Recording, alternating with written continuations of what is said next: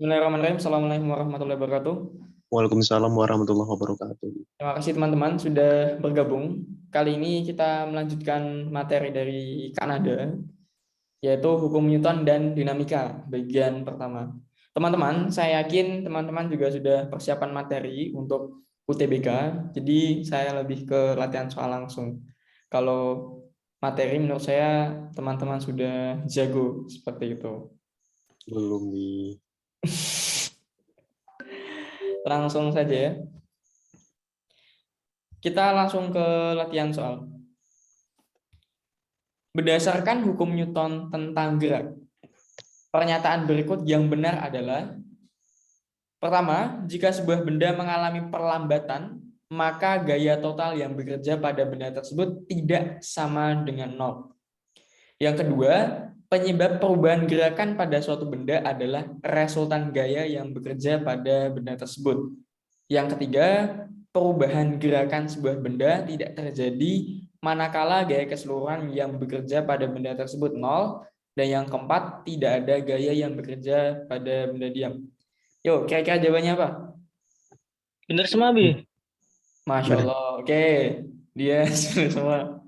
Kalau Rezi, Lebih aware ke nomor 4 sih, Bi. nomor 4 salah atau betul nomor 4? Betul, betul. Oke, yang betul cuma nomor 4. Hmm. Oke, terima kasih. Terima kasih Dias, terima kasih Rezi yang sudah menjawab. Iya, Bi. Lebih mudah kalau kita analisis satu-satu. Kalau seperti ini kan agak susah ya. Iya, Pertama Bi. kita ngawang dan juga terlalu cepat juga. Maka kita lihat satu-satu. Dari pernyataan paling awal, jika benda mengalami perlambatan, kita pikir pelan-pelan, kita resapi. Kita hirup aroma dari soalnya. Jika benda mengalami perlambatan, maka gaya total yang bekerja pada benda tidak sama dengan nol. Maka kalau kita ubah dalam bentuk matematika, karena kan matematika kadang lebih mudah kita pahami. Kalau benda mengalami perlambatan, perlambatan kan berarti percepatan tapi nilainya negatif atau percepatannya kurang dari nol. Maka gaya total yang bekerja pada benda tidak sama dengan nol. Kalau percepatannya negatif, maka sigma F-nya pasti tidak nol. Kenapa? Pertama, sigma F kan rumusnya sama dengan M dikali A. Kalau kita bilang benda di fisika itu ya benda yang ada wujud fisiknya. Maksudnya bisa kita teliti, entah itu kita pakai alat tertentu ataupun apapun itu. Pasti benda itu ada masanya.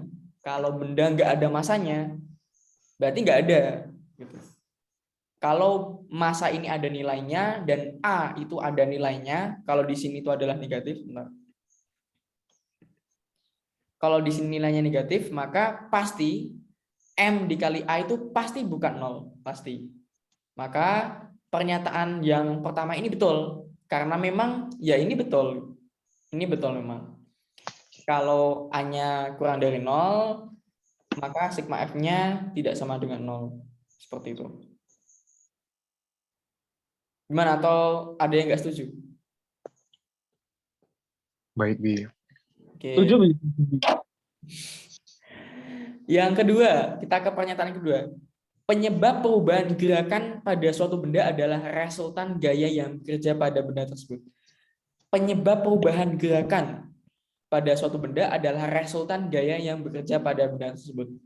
Ya, pertama bisa kita pikir-pikir dari pengertian gaya. Gaya kan adalah hal yang bisa apa?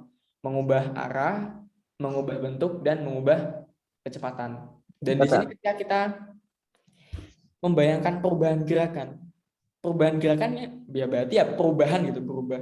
Misalnya bola diam, kecepatannya adalah V0 misalnya. Terus kita tendang, terus kecepatannya kan berubah menjadi VT misalnya. Kan ada namanya perubahan dari V0 ke VT itu. Perubahan kecepatan dari V0 ke VT itu kita sebut dengan apa, teman-teman?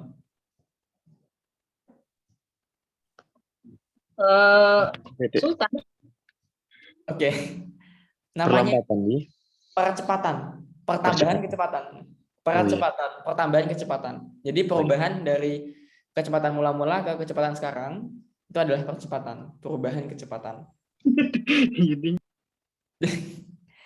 Kalau percepatannya tidak sama dengan 0, ya maka sigma F-nya juga tidak sama dengan 0. Kan M ada nilainya dan M bukan 0, dan A ada nilainya dan A bukan 0. Pasti hasil dari MA itu bukan 0. Entah itu negatif atau positif, tapi yang jelas bukan 0. Berarti pernyataan kedua juga betul. Pernyataan kedua juga betul. Terus kita ke pernyataan yang ketiga. Perubahan gerakan sebuah benda tidak terjadi. Berarti tidak bergerak, diam berarti. Manakala gaya keseluruhan ini typo yang bekerja pada benda tersebut 0. Benda diam kalau nggak ada gaya. Betul kan berarti kan? Iya, Bi. betul. Kalau percepatannya ya betul, terima kasih. Kalau percepatannya 0 artinya tidak ada pertambahan kecepatan. Sebenarnya ada dua sih kalau percepatannya itu 0. Benda diam atau benda dia apa teman-teman? Melaju dengan kecepatan konstan.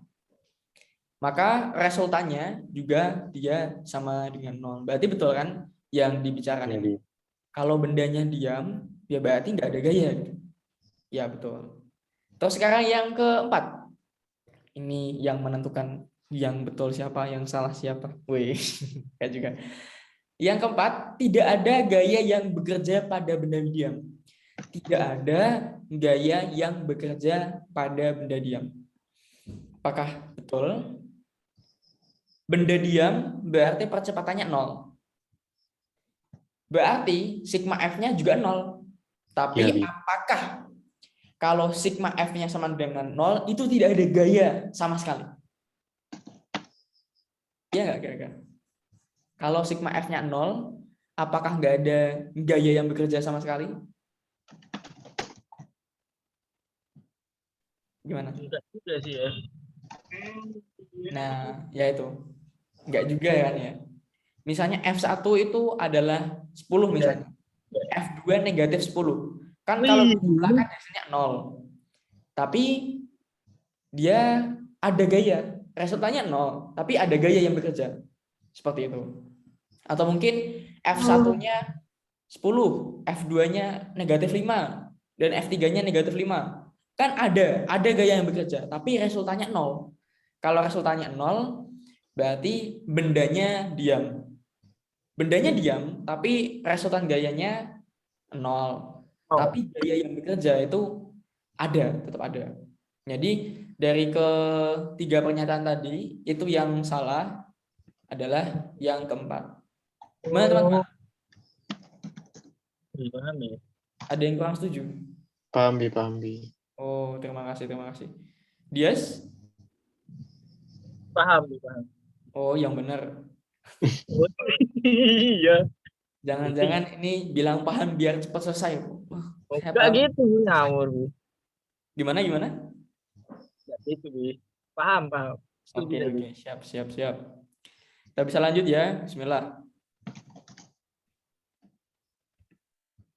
Ada sebuah balok dengan massa M dilepaskan dari keadaan diam pada puncak bidang miring dengan kemiringan theta seperti ditunjukkan gambar. Tidak ada gesekan antara bidang miring dan dengan balok. Percepatan balok pada saat turun di bidang miring bergantung pada percepatan gravitasi dan theta. Iya, Bi. Sebab hanya gravitasi bumi yang melakukan usaha memindahkan balok, sedangkan theta menentukan arahnya. Jadi kita diminta untuk ya pernyataannya itu betul atau salah, dan sebabnya itu betul atau salah, dan berhubungan atau tidak. Gimana menurut Dias? Ini pernyataannya, percepatan balok pada saat turun di bidang miring bergantung pada percepatan gravitasi dan theta, dan sebabnya hanya gravitasi bumi yang melakukan usaha memindahkan balok, sedangkan theta menentukan arahnya. Gimana, Dias? Sorry. Hanya gravitasi bumi melakukan usaha memindahkan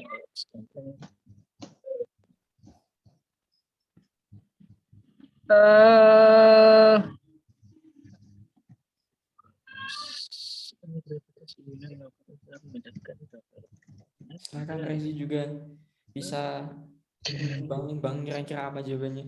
Sebuah balok dengan massa M dilepaskan adanya dan diam pada puncak bidang miring dengan kemiringan theta. Wih, kepencet. Theta sama dengan benar. Ada baloknya itu dia kepleset di bidang miring. Waktu dia kepleset itu kan dia mau turun ke bawah. Iya, Bi. Terus ada pernyataan percepatan balok pada saat turun di bidang miring bergantung pada percepatan gravitasi dan theta. Lalu Pernyataan benar. sebabnya hanya gravitasi bumi yang melakukan usaha memindahkan balok, sedangkan theta menentukan arahnya. Pernyataan benar sebab salah, Bi. Oke, terima kasih. Kalau Dias? Kalau saya pernyataan benar sebab benar, Wi. Oke, terima kasih. Terus teman-teman kalau lihat gambar seperti ini yang kalau kita bukan bahas soal, teman-teman ngapain? Kira-kira Analisis. gimana? Gambar kan dianalisis ya. Iya, kasih saya ide, kasih kita ide. Gambarnya kita apakan? Dikerjakan. Dikerjakan. Dia apa, Wi? Dia apa, Wi? Nah, untuk biar gambarnya ini lebih sederhana, teman-teman lihat pada ini. Percepatan balok pada saat turun pada bidang miring. Pada saat turun pada bidang miring itu kan cuma di bagian ini aja kan? Saat turun, bukan Iya, jatuh iya. kan? Setelah Iya, Bi. jatuh ini, atau mungkin sebelumnya. Kan nggak dibilang sebelumnya atau setelahnya. Tapi waktu saat turunnya ini yang ditanyakan. Maka bisa kita potong. Gambarnya kita potong. Tapi sebelum itu kita ingin menganalisis dulu. Yang dimaksud soalnya ini gimana? Kita resapi, kita hirup aroma soalnya. Gitu. Percepatan balok pada saat turun di bidang miring bergantung pada percepatan gravitasi dan theta. Dengan theta adalah sudut kemiringan tadi ya. Berarti percepatan bergantung G dan theta. Oke? Oke. Iya. Oke. Yang kedua, atau sebabnya, hanya gravitasi bumi yang melakukan usaha memindahkan balok, sedangkan theta menentukan arahnya. Jadi usahakan W. Iya. W hanya bergantung dengan G. Gitu. Jadi Enggak. sedangkan theta menentukan arahnya. Jadi yang dimaksud itu begitu juga. Soalnya asalnya saya bingung. Asalnya saya tuh bingung. Maksudnya soal ini gimana? Tapi kan waktu saya buat contoh soal ini kan saya juga lihat pembahasannya. Jadi saya tahu. Jadi maksudnya ini ternyata W ini itu hanya bergantung G. Yang dimaksud soal itu seperti itu. Saya kira itu maksudnya gimana gitu. Theta menentukan arahnya atau lain sebagainya. Ternyata yang dimaksud itu adalah usaha itu hanya ditentukan G. Seperti itu. Ini adalah bagian yang dapat mempermudah kita. Karena tadi yang kita bahas itu hanya bagian waktu turunnya, maka ya kita potong saja hanya di bagian waktu dia bahasa Inggrisnya apa ya? Kepleset. Ini. Ya. Kita potong bagian ini saja. Kita punya sebuah bidang miring bentuknya segitiga siku-siku dan salah satu sudutnya adalah theta. Kita juga punya sebuah balok yang ada masanya. Ketika balok itu ada masanya, maka akan ada yang namanya gaya berat atau gaya yang disebabkan oleh benda bermassa yang dipengaruhi gravitasi planet. Kalau kita jabarkan, W ini bisa jadi W cos theta dan juga W sin theta. Oke. Kalau saya mau kasih ini salah satu yang dekat sin theta dan cos theta ini mau saya kasih sudut theta. Yang sudutnya theta itu yang mana? Jadi yang sudutnya sama dengan ini. Yang dekat cos atau yang dekat sin? Ya, sudut theta, Bi. Ya kan gini, Mm-mm. apa namanya? Ini kan ada theta ya. Iya, Salah satu sudut dari ini yang dekat cos atau yang dekat sin itu dia sama dengan theta. Nah, yang sama dengan theta ini yang mana? dekat sin, Bi.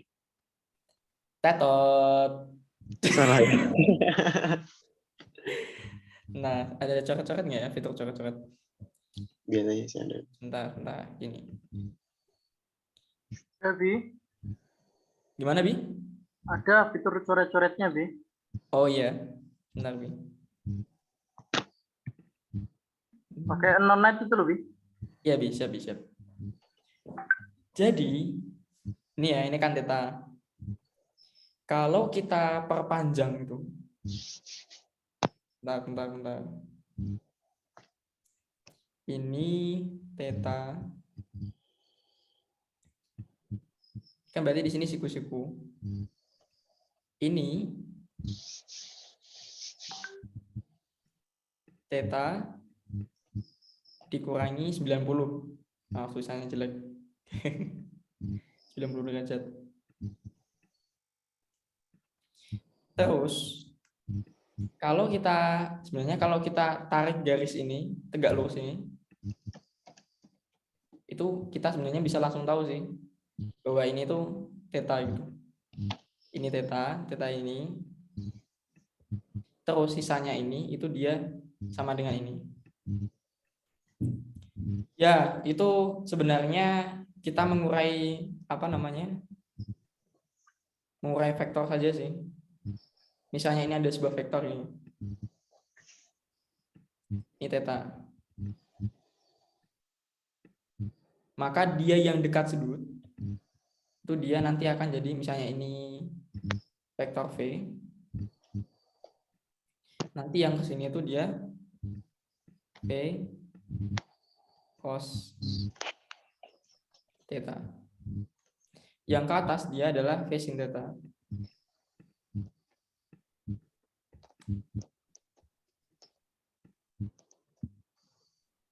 V sin theta. Seperti itu. Jadi ya itu masalah itu sih. Bagaimana cara kita menguraikan vektor. Ya, kita lanjut. Selain gaya dari berat, ada gaya lagi. Saya mau tebak-tebakan. Kalau benda itu nempel permukaan, ada gaya apa? Gaya karena benda nempel permukaan. Gesek, ya. Ada satu lagi. Lagi. Apa?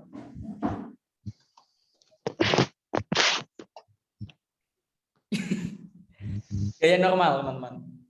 Gaya normal. Gaya normal adalah gaya ketika suatu benda itu dia nempel dengan sebuah permukaan. Dan dia itu pasti selalu tegak lurus dengan permukaan yang dia ditempeli. Kalau misalnya apa ya? Ini handphone di tangan saya ini nanti gaya normalnya ke atas karena dia permukaannya itu patokannya permukaan. Kalau begini ya nanti dia ke arahnya seperti itu. Pokoknya dia gaya normal itu dia selalu tegak lurus dengan permukaan yang disentuh oleh bendanya itu. Dan satu lagi tadi betul sudah disebutkan dengan bias ada gaya gesek atau FR. Bisa disebutkan dengan F kecil friction. Friction kan dia gesek. Selanjutnya, biar lebih mudah lagi dan kita lebih familiar, kalau di sini kan bisa langsung kita tarik ke atas adalah sumbu X, tarik ke atas dan ke bawah garis vertikal itu adalah sumbu Y dan garis horizontal adalah sumbu X. Tapi itu kan nanti akan lebih susah. Kita bisa mempermudahnya dengan kita mengubah namanya itu kita mengubah kerangka referensinya. Jadi seperti ini. Nah, sama persis, tidak ada nilai yang kita ubah, tapi kita mengubah sumbunya diputar gitu, dirotasi sedikit, biar perpindahannya itu atau lintasannya itu dia lurus gitu kan. Kalau kita menganalisis sesuatu yang lurus itu dia lebih mudah, bukan kita lebih mudah ketimbang menganalisis seperti tadi, itu kan lebih sulit. Iya, Bi. Ya, terima kasih. Kalau seperti ini kan lebih mudah kita menganalisisnya. Kalau di sumbu Y nanti dia ada gaya normal, ada ini hilang tadi ini. Harusnya ada W cos theta, cuma nggak hapus sepertinya. Nanti ada di sumbu Y ada N gaya normal dan juga W cos theta. Dan juga nanti di sumbu Y ada gaya gesek dan juga W sin theta. Selanjutnya, karena kita hanya meninjau perpindahannya itu di bagian menurunnya, tidak pada bagian Y-nya, kan ceritanya kan bendanya itu sekedar nyelorot gini kan, nyelorot gitu, nyelorot. Tapi enggak ada turbulence atau mungkin ada naik turunnya. Kalau ada naik turunnya nanti beda lagi. Jadi yang kita analisis itu hanya bagian X-nya. Bagian X-nya sigma fx atau resultan gaya pada sumbu X sama dengan W sin theta ditambah dengan negatif FR. Kenapa ditambah negatif? Kenapa kok nggak nulis saja gitu? Negatif FR. Ya karena sebenarnya agak gak enak di hati. Karena kan apa teman-teman? Sigma itu ada notasi penjumlahan atau sumasi. Pokoknya penjumlahan. Pokoknya W sin theta ditambah gayanya kan. Tapi kebetulan gayanya di sini adalah negatif. Maka ditambah gaya negatif seperti itu. Sigma fx dari hukum Newton kedua, kita tahu bahwa sigma fx sama dengan M dikali A, massa benda, massa balok kita, dikali dengan percepatan baloknya. Sama dengan W adalah gaya berat adalah apa teman-teman? M dikali gravitasi. Dikali dengan sin theta. Di sini tadi itu tidak dikatakan papannya itu kasar. Jadi gaya geseknya sama dengan 0. Di sini ada M, di ruas kiri ada M, di ruas kanan ada M, bisa kita coret, maka jadinya A sama dengan G sin theta. Kita balik lagi. Kita sudah dapat satu clue. A sama dengan G sin theta. Maka percepatan bergantung G sin theta. G dan sin theta berarti G dan sudutnya.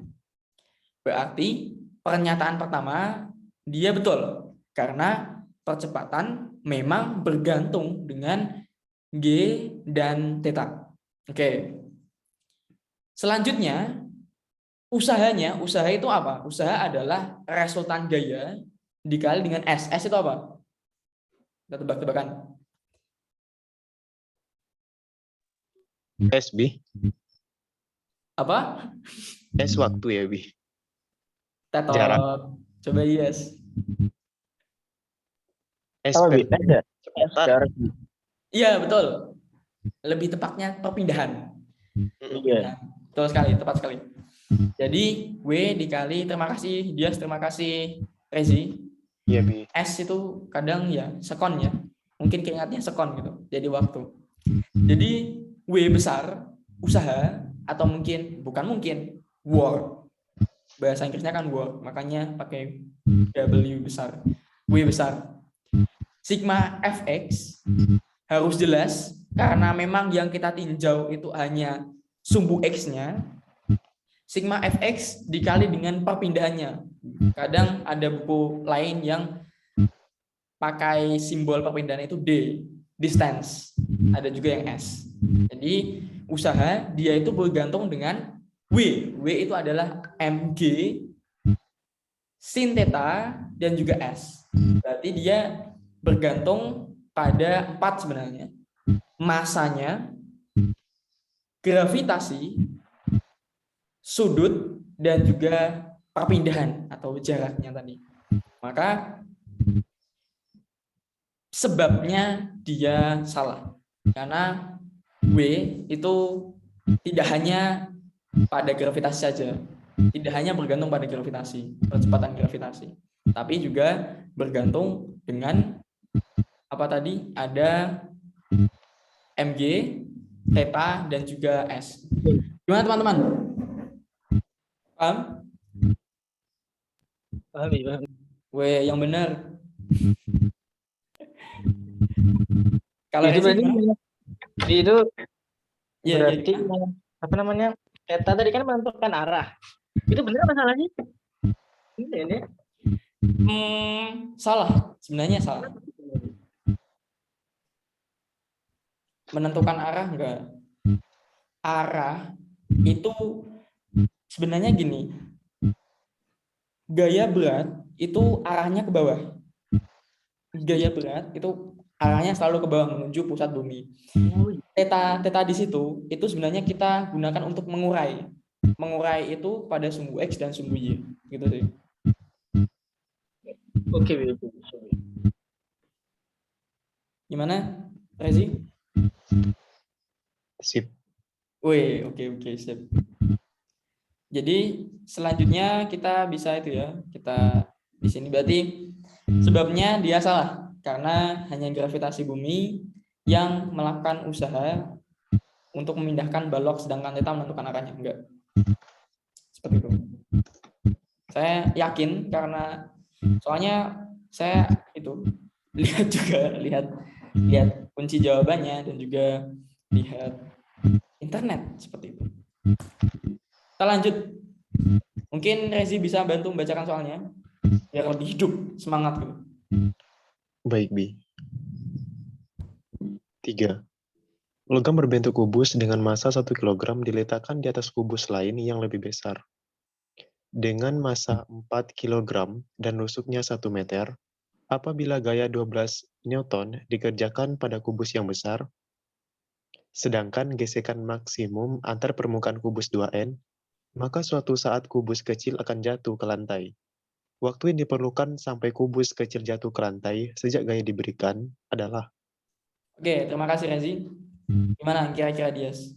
Ada ide nggak dalam mengerjakan ini? Pastikan ketika kita melihat soal ada gambarnya, set, langkah pertama pasti kepikiran. Kepikirannya apa Dias? Ya, pikirannya rumus bilas. Oke, rumus apa? Kira-kira apa? Intinya dalam rumus itu tuh ada M dan juga ada massa, ada gaya. Ya, silakan lanjut. Di dalam rumusnya ada gaya, ada 2 gaya mungkin, Bi. Ada gaya pertama, gaya kedua ya.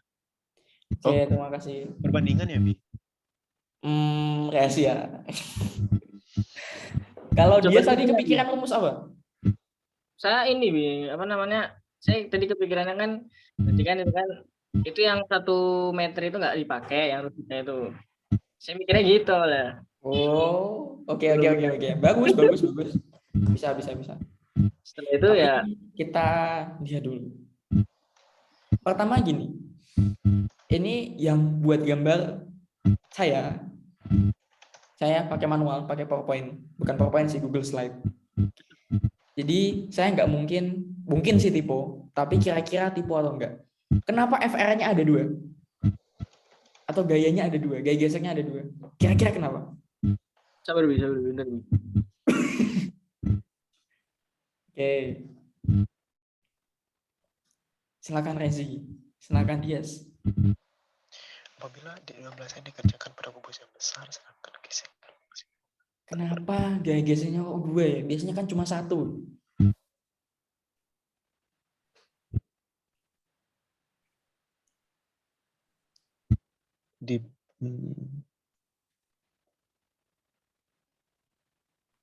Tetot, waktu habis. Enggak juga sih. Tapi kita lanjut saja. Ada chat ini, kita lihat. Karena gayanya, Masya Allah. Oke, terima kasih. Terima kasih, Kak Novel. Ini direct message ya. Jadi nanti kita akan lihat kenapa kok gaya geseknya ada 2. Padahal kan di sini cuma dikatakan pokoknya ditumpuk ada gaya gesek pokoknya. Nanti kita akan lihat. Istilahnya namanya juga bukan sekedar FR sih. Teman-teman, kita beri nama dulu. Pokoknya di fisika itu pokoknya penamaan variabel, enggak cuma fisika sih. Penamaan variabel itu penting, teman-teman.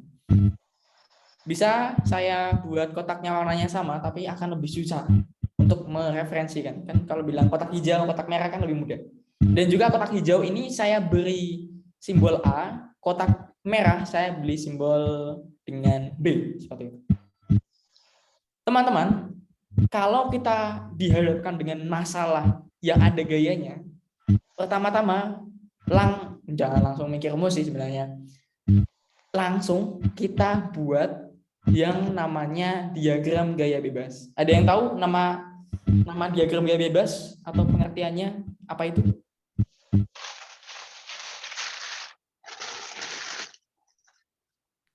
Dias, ada ide? Apa itu diagram gaya bebas? Diagram kan apa ya? Sesuatu yang kayak diagram gitu. Bebas terserah. Apakah kita membuat diagram terserah? Gimana? Gimana Dias? Oke. Jadi diagram gaya bebas itu pokoknya gini. Ada benda pasti itu dia dikerjai gaya. Entah itu dia gaya gesek, gaya normal, gaya berat, atau mungkin gaya tarikan seperti gaya F seperti ini kan. Itu pokoknya kita jabarkan dulu. Entah kepakai, entah enggak. Pokoknya kita jabarkan dulu. Biar kita mudah nanti analisisnya itu gimana. Sama seperti tadi, ada gaya berat dari benda A. Saya simbolkan WA. Ada gaya normal dari benda A, saya simbolkan dengan NA. Sebenarnya teman-teman, garis ini itu dia harusnya gini. Jadi teman-teman menggambar di fisika itu penting. Dan kalau gambarnya salah, juga sebenarnya interpretasinya itu salah sih. Garis ini, WA ini, itu harusnya digambar laser. Nah ini dari titik pusat masanya terus ke bawah bumi. Dan gaya normal ini itu harus digambar dari tempat dia itu menyentuh permukaan atau lantainya itu. Jadi harus seperti itu. Dan juga gaya gesek ya tempat dia gesekkan dan seperti itu. Ini saya buat agak menyamping sedikit biar kelihatan bedanya. Dan sebenarnya memang harus di tengah-tengah pas seperti itu. Kita lanjut. Kalau dari benda B atau kotak merah ada gaya berat B dan juga gaya normal B. Ini yang perlu kita agak berpikir sedikit. Sebenarnya tadi juga berpikir sih. Gaya gesek itu pasti dirasakan oleh dua benda. Pasti kan. Kalau saya menggesek tangan kanan dengan tangan kiri saya, tangan kanan saya merasakan saya menggesek tangan kiri, dan tangan kiri juga saya merasakan bahwa ada gesekan dari tangan kanan saya. Kalau kita menarik ini, baloknya kita tarik. Dilihat dari sudut pandang kotak yang hijau, punggungnya itu dia digesek sama sama balok, terasa kegesek. Dan arah rasa gesekannya itu adalah FRA. Bisa bayangin nggak? Kalau kita ada balok, kita tarik, kan dia set gitu. Maka ada rasa gesekannya itu arahnya searah dengan FRA. Sebaliknya, kalau kita mikirnya itu di benda B itu dia merasakan arah gesekan yang sebaliknya. Jadi nilainya sama, cuma dia itu tergantung kerangka referensi kita. Tergantung bagaimana kita melihat atau memposisikan diri kita. Bukan diri kita sih. Kerangka referensinya itu bagaimana. Seperti itu. Gimana? Bisa dicerna atau enggak? Atau terlalu rumit?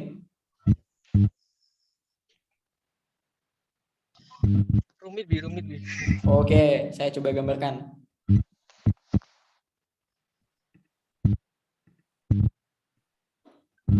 Misalnya ini ada mobil ya.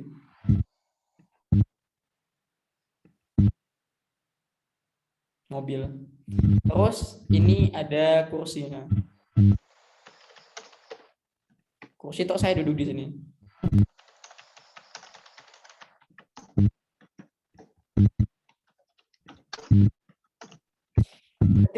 mobilnya ini maju, kan apa, punggung dari mobilnya itu ke barat kan, karena set gitu. Kalau kita mobilnya diam tiba-tiba ngegas itu kan kita agak ada rasa ke belakang gitu ya, dan rasa ke belakang itu dia membuat barat di atas mobil kita, ya enggak, yang arah gesekannya itu ke belakang. Gimana, paham enggak? Oh iya, paham. Orangnya maju, Iya. dan arah gesekannya ke belakang. Nah, ini sama. Sebaliknya, kalau dilihat dari kursi kita, mobilnya itu, mobilnya mundur, iya kan? Bisa nggak? Kalau kita anggap mobilnya ini, kitanya diam, mobilnya bergerak, maka kita ada perasaan ke belakang, agak ada perasaan ke belakang. Dan ini tuh membarat. Tapi kalau kita anggap mobilnya itu yang diam,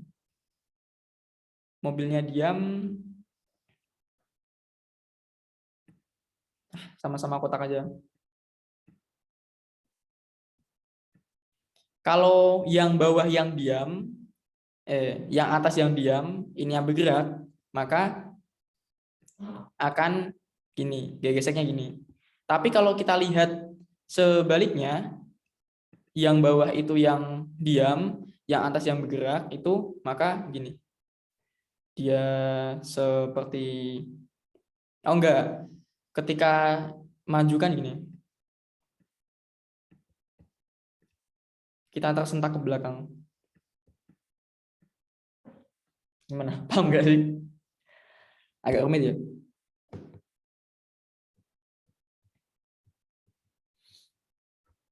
Ya, sebenarnya seperti itu. Itu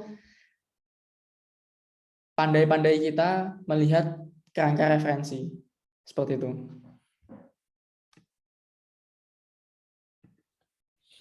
Mungkin bisa kita lanjutkan ya? Baik, Bi. Oke. Setelah kita tahu gaya-gaya yang bekerja, maka kita analisis satu-satu. Bendanya kita analisis satu-satu. Pertama, kita mau lihat di bagian benda yang hijau. Maka selain benda hijau kita buang. Pokoknya yang ada komponen B kita buang. Maka tinggal Na, Wa, F, dan FRA. Pokoknya yang ada B-nya kita buang. Soalnya kita mau bicara tentang benda yang A atau benda kotaknya, kotak hijau. Sama, tidak ada gerakan di sumbu Y. Tidak ada loncat-loncat gini kan. Pokoknya cuma dia garis lurus gitu aja.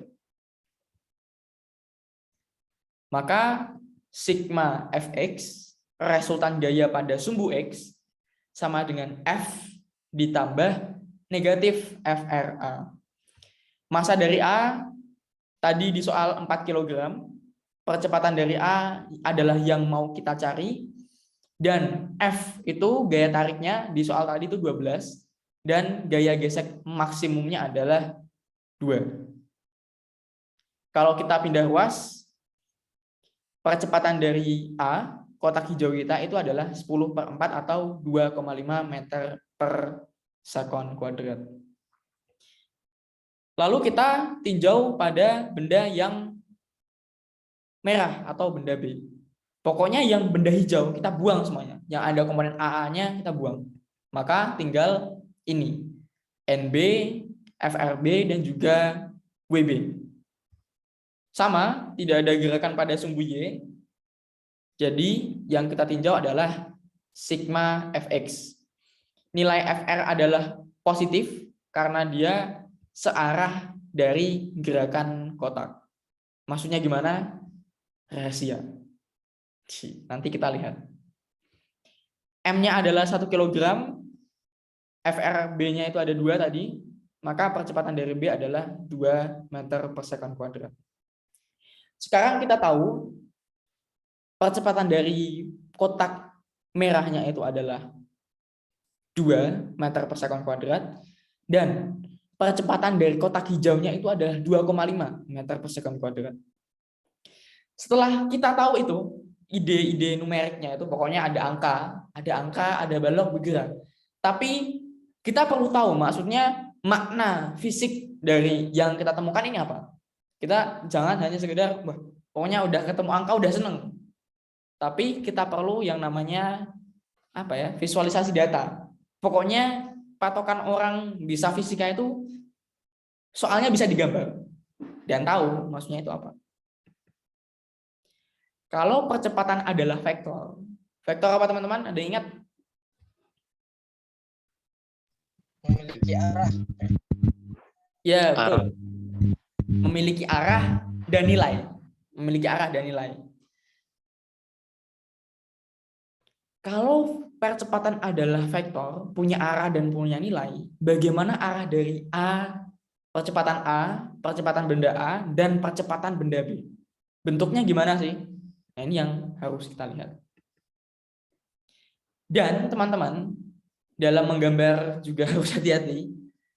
Panjang kalau kita aturan dalam gambar vektor itu kan panjang vektor menentukan nilai dari vektor dan juga arah panah vektor menentukan arah dari vektor. Kalau teman-teman perhatikan, sejak tadi juga saya tuh berhati-hati teman-teman kalau memilih panjang pendek vektornya. Pertama, kalau itu tes disuruh buat gambar vektor, jawaban teman-teman salah, dan yang kedua bisa dimarahi guru sebenarnya. Gitu. Misalnya ini adalah kasus kita. Ada 2 buah balok ditumpuk, dan kita itu sebagai pengamat. Sebenarnya ini bukan manusia sih, soalnya kan balok ini itu tingginya cuma 1 meter. Jadi mungkin anak SD atau TK misalnya melihat. Ditarik oleh gaya F tadi, maka dia akan bergerak. Nah, tapi perhatikan teman-teman. Ini pengamat ini diam aja, nggak perlu ikut-ikut gerak. Awalnya benda B ini agak maju, tapi setelah diseret, ditarik, dia agak mundur. Kenapa? Karena percepatan dari benda A itu lebih besar daripada percepatan dari benda B. Makanya di soalnya itu kan, nah, maka suatu saat kubus kecil akan jatuh ke lantai. Karena adanya perbedaan kecepatan itu. Kalau nggak jatuh ya nggak jadi soalnya. Seperti itu. Maka lambat laun dia akan jatuh ke lantai. Misalnya ini detik pertama, ini detik ke 0, detik kedua, detik ke 0, detik ke 1, terus detik kedua. Dan detik keduanya misalnya hampir jatuh. Nah, ini adalah visualisasi dari hasil angka yang kita dapat. Dan maksudnya itu seperti ini. Lalu, kapan benda ini jatuh? Ingat di awal-awal tadi, rusuk kubusnya adalah 1 meter. Berarti ini 1 meter, ini 1 meter, 1 meter, ya 1 kali 1 kali 1. Ukurannya 1 kali 1 kali 1. Kubus B akan jatuh apabila selisih perpindahan kubus A dan B adalah 1 meter. Kalau kesalip, B-nya kesalip sampai 1 meter kan berarti udah pasti jatuh. Karena kan memang lantai atau panjang dari rusuk kubus A-nya itu kan cuma 1 meter. Pokoknya kesalip 1 meter udah jatuh. Maka kita ingin mencari jarak dari A dan B, jarak tempuh A dan jarak tempuh B. Rumusnya yang teman-teman familiar, mungkin S sama dengan V0 dikali T ditambah setengah A dikali T kuadrat. V0-nya dan T kan V0 dikali T. Kalau T-nya adalah 0 atau detik ke 0 kan juga sama dengan 0. Makanya tidak saya tulis. Tapi saya harap teman-teman paham ya. Dan kan tinggal setengah percepatan A T kuadrat dan juga setengah percepatan B T kuadrat. Ini adalah perpindahan A dan perpindahan B. delta X atau selisih perpindahan kubus A dan kubus B itu sama dengan 1. Makanya di sini di bawahnya ini, nah ini 1. XA dikurangi XB sama dengan 1. Nggak harus XA dikurangi XB sih, tapi bisa dibolak-balik karena kita bilangnya selisih. Setengah A T kuadrat dikurangi setengah percepatan A T kuadrat. Ada yang sama yaitu komponen setengah dan juga T kuadrat, maka bisa kita keluarkan, tinggal yang di dalam kurung adalah percepatan A dan dikurangi percepatan B. Ini keliru, ini harusnya B. Setengahnya kita pindah ke ruas kiri, jadinya 2. T kuadratnya tetap. Kita masukkan percepatan A adalah 2,5, percepatan B adalah 2. 2 dibagi setengah. Ingat ya, 2 dibagi setengah. 2 dibagi setengah kan 4. Terus kuadratnya kita pindah ruas jadi akar. Akar 4 sama dengan 2 sekon. Seperti itu teman-teman.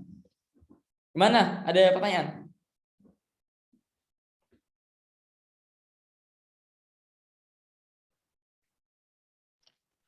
Silakan teman-teman.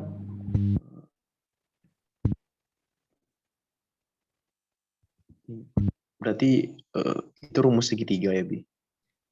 Luas segitiga kan ya? Yang ya sama, tapi ya sebenarnya itu rumus yang itu sih, yang S sama dengan V0 dikali VT.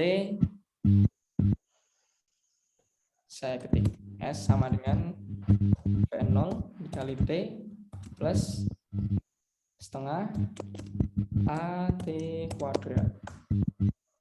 Jadi dari itu kan ada 3 ya.